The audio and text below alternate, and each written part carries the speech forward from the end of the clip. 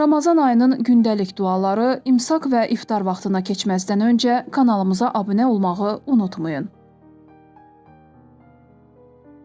Mart ayının 6-sı Ramazan ayının 6-cı günüdür. Martın 6-sında imsak vaxtı saat 05:41, iftar vaxtı isə saat 18:52-dədir. Ramazan ayının 6-cı gününün imsak duası belədir. İlahi, bugün sənə qarşı etdiyim günahlara görə məni rüsvay etmə. Məni intiqam qamçılarınla vurma. Bugün məni sənin qəzəbinə səbəb olan işlərdən uzaq et. Bəxşiş və nemətlərinə and verirəm. Rəğbət edənlərin rəğbətinin intihası. İftar duası isə belədir. İlahi, sənin üçün oruç tutdum.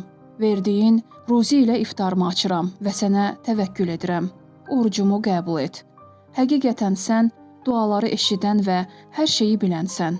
Ey geniş bağışlama sahibi, mənim günahlarımı bağışla. Allah orucunuzu qəbul etsin.